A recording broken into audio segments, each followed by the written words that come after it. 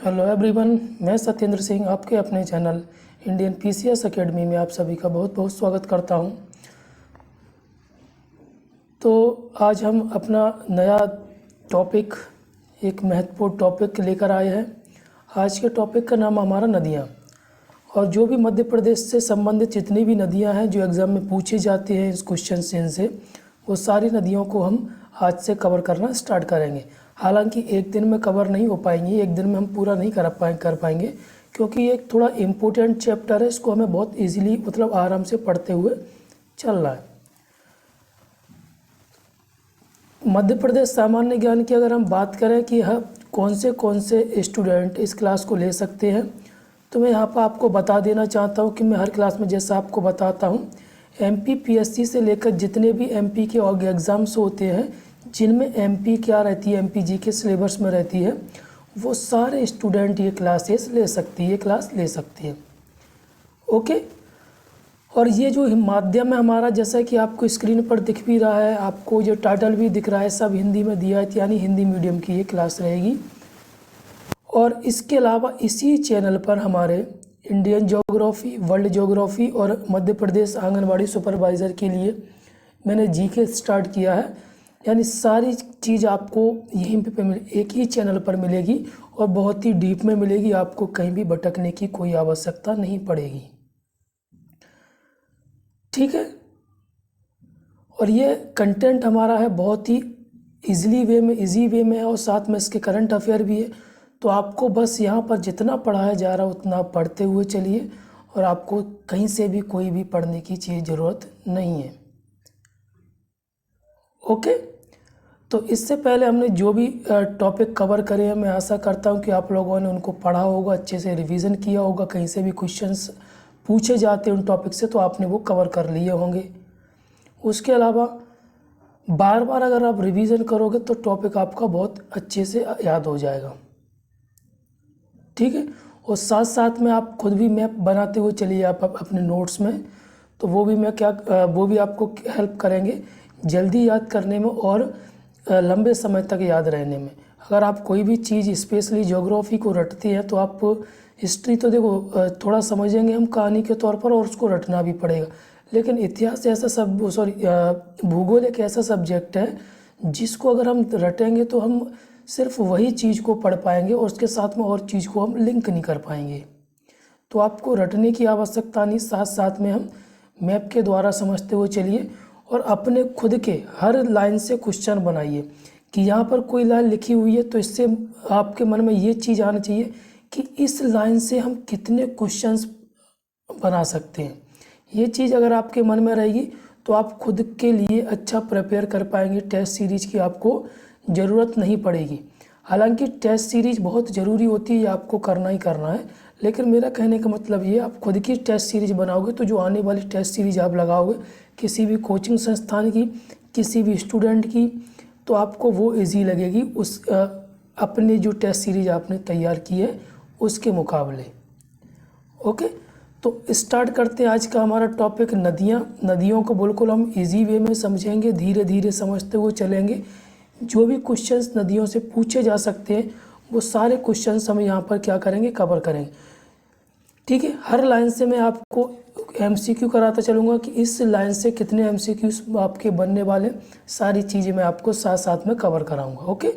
आपको मैं एक चीज़ बता दूँ कि यहाँ पर जो कंटेंट मैं आपके लिए लेकर आया हूँ, एक बुक को मैंने फॉलो किया, उस बुक का नाम है परीक्षा दम।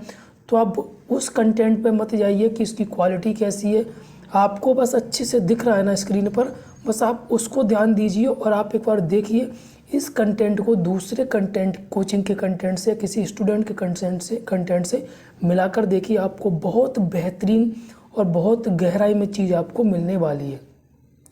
जो भी आपके मन में जो भी क्वेश्चंस उठते हैं ना, इस किताब में उनको क्या किया गया है, सॉल्यूशन दिया गया उस क्वेश्चन का। क्लियर? तो चलें।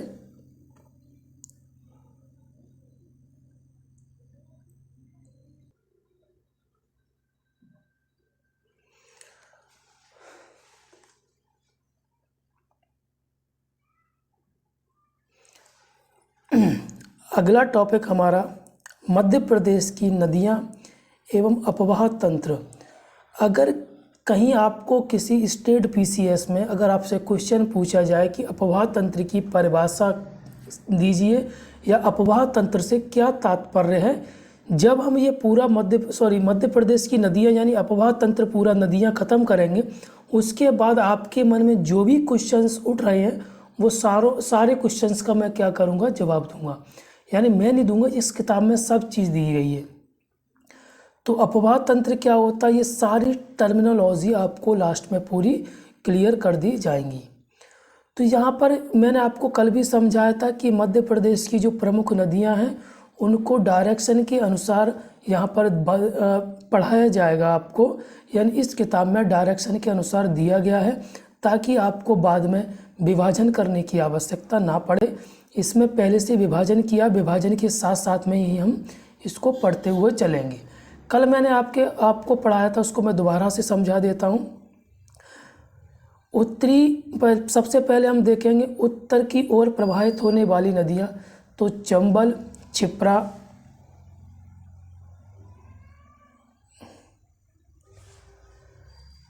काली सिंध, पार्वती, सिंध, बेतवा, कैन और टोंस। ये जो नदियाँ हैं, ये सब नदियाँ, जैसे ये मध्य प्रदेश है तो ये नदियाँ यहाँ से अगर उद्गम होता है तो ये नदियाँ ऐसे बहती हैं उत्तर की ओर। ओके, ये सब नदियों को यहाँ पर मैप के द्वारा भी समझाया गया, तो आपको रटने की बिल्कुल भी ज़रूरत नहीं है।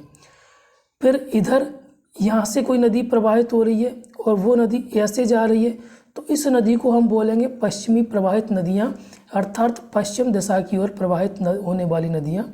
तो इसमें 3 प्रमुख नदी हैं, नर्मदा, ताप्ती और माही नदी। इन सभी नदियों से क्वेश्चंस पूछे जाते हैं, तो आपको बिल्कुल भी हल्के में नहीं लेना है।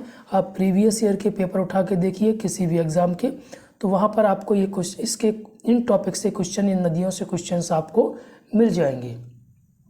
फिर है पूर्व दिशा की ओर प्रवाहित नदियाँ, सोन, जोहिला, महान। ठीक, यानी यहाँ से कर कोई नदी निकल रही है, ऐसे बह रही है, तो ये पूर्व की ओर हो गई। फिर है दक्षिण की ओर प्रवाहित नदियाँ, वैनगंगा, पेंच, वर्धा, प्राणहिता और कान्ह। अगर यहाँ से कोई नदी निकल रही है तो इधर बह रही है, तो ये दक्षिण की ओर हो गई। ओके, क्लियर हो रहा है ना? ठीक है। अब मध्य प्रदेश की नदियों की लंबाई का क्रम अगर हम बात करें कि लंबाई के आधार पर मध्य प्रदेश की नदियाँ कौन सी सबसे बड़ी है, कौन सी सबसे छोटी है। कभी कभी क्या होता है, एग्ज़ाम में क्वेश्चन से पूछ लेते हैं कि आरोही क्रम में नदियों को आरोही क्रम में लगाइए, अवरोही क्रम में लगाइए। अगर आपको ये सीक्वेंस नहीं पता होगा तो आप इसको नहीं कर पाएंगे। एक मिनट,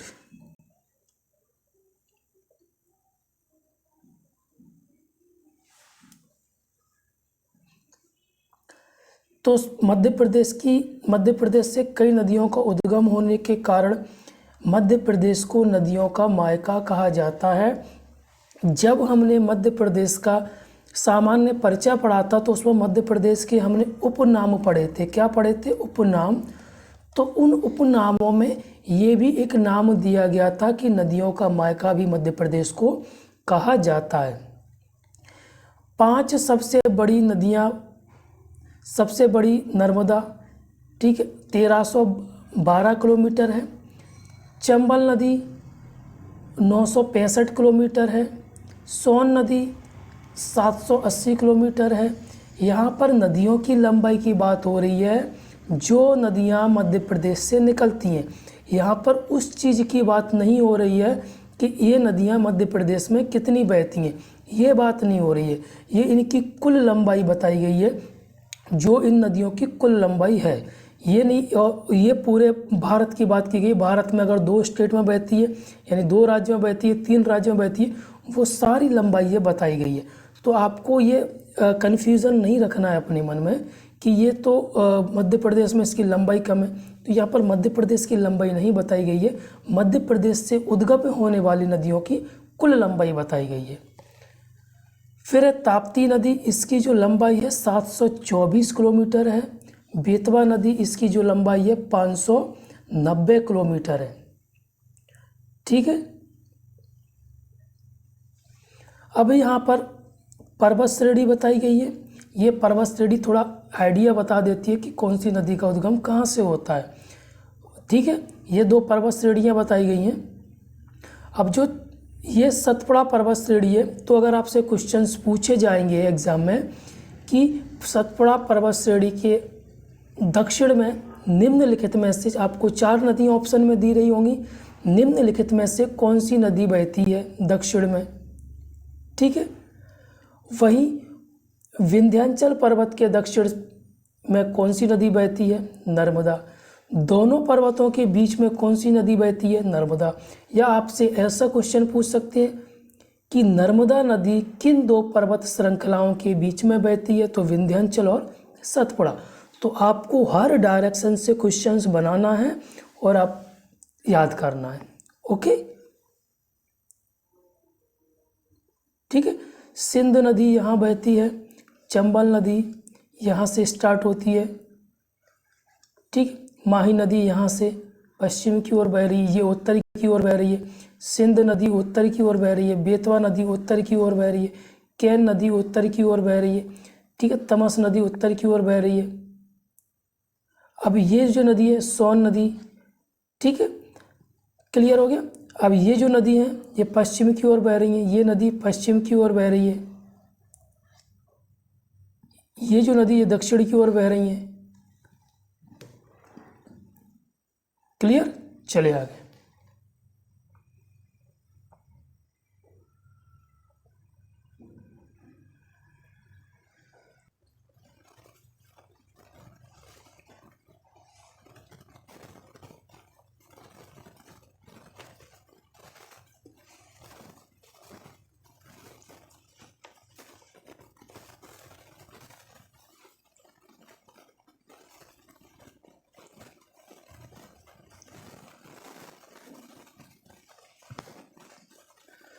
अगली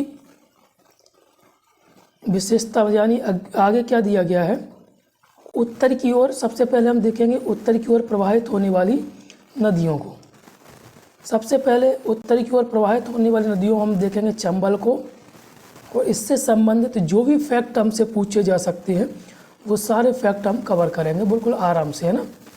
सबसे पहले इसके उद्गम की हम बात करें तो चंबल नदी का उद्गम जाना पावा पहाड़ी, ठीक है, मऊ, इंदौर से हुआ। अगर आपसे पहाड़ी पूछी जाती है तो आपको बता देना जाना पावा पहाड़ी।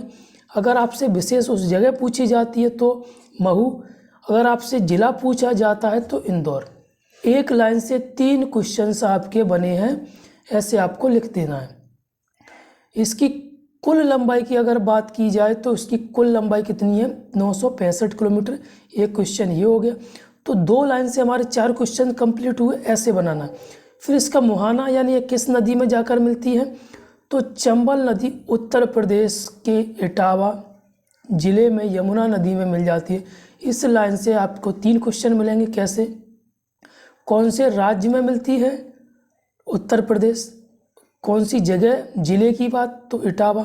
किस नदी में मिलती है तो यमुना नदी में। तो आपको 3 लाइन से 7 क्वेश्चंस मिल गए। ऐसे ही आपको मैं शुरू से बताता चल रहा हूँ कि आपको ऐसे ही याद करना है। अब इसकी सहायक नदियों की अगर हम बात करें तो इसकी सहायक नदियाँ क्षिप्रा, शिवना, काली सिंध, पार्वती, कुनो, बनास और सीप। अब यहाँ पर इन सभी नदियों की भी विशेषता दी गई है, ठीक है। तो ये इसकी सहायक नदियाँ हैं। तो क्षिप्रा नदी को क्या कहा जाता है, मालवा की गंगा कहा जाता है। क्षिप्रा नदी का उद्गम इंदौर जिले की काकड़ी वर्डी पहाड़ी से होता है। तो इस लाइन से भी क्वेश्चन पहले देखिए, मालवा की गंगा कौन सी नदी को कहा जाता है,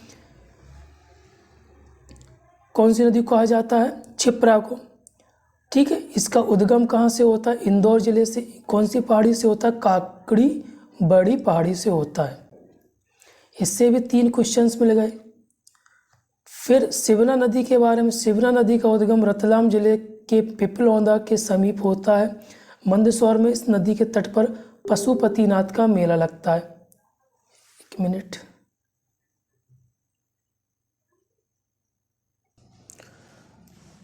आज सिर्फ इसी नदी को हम कवर करते हैं, थोड़ा मुझे काम है, ठीक है। फिर उसके बाद काली सिंध का उद्गम देवास जिले के बागली, ये जो नदियाँ ना इसको आप ज़्यादा डीप में नहीं पढ़ना, उद्गम पढ़ लेना, कुछ नहीं पढ़ना। पार्वती नदी उद्गम कहाँ से होता है, कुनो, ठीक है। फिर उसके बाद आगे दिया गया चंबल नदी पर प्रमुख परियोजनाएं।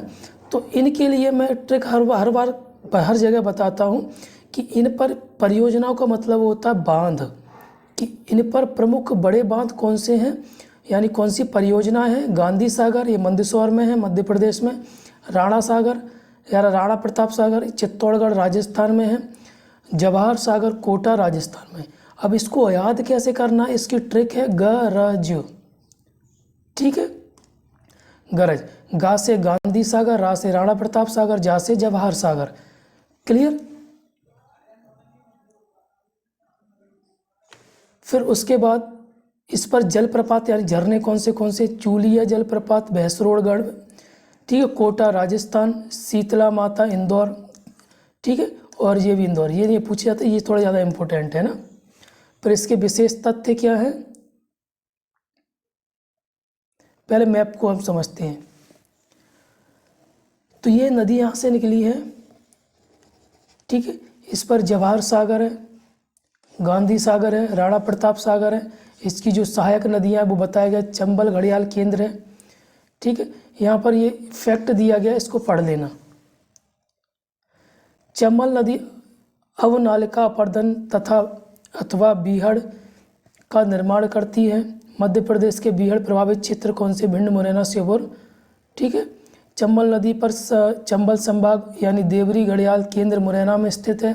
चंबल नदी में डॉल्फिन संरक्षण भी है, मतलब डॉल्फिन का संरक्षण भी किया जा रहा है, ठीक है। चंबल नदी के बटागुर कटवा, छोड़ दीजिए इसको, जो इम्पोर्टेंट चीज़ें उसको आप याद कर लेना, ठीक है। अब इसके बाद जो अगली नदी है उसको मैं कल स्टार्ट कर दूंगा, ठीक है। आज मुझे थोड़ा वीडियो छोटा करना पड़ेगा, ओके। तो जो मैंने पढ़ाया उसको आप रिवीजन कर लीजिए, जैसा मैंने आपको पढ़ाया वैसे क्वेश्चंस आपको बनाते हुए चलना है, ओके। चलिए।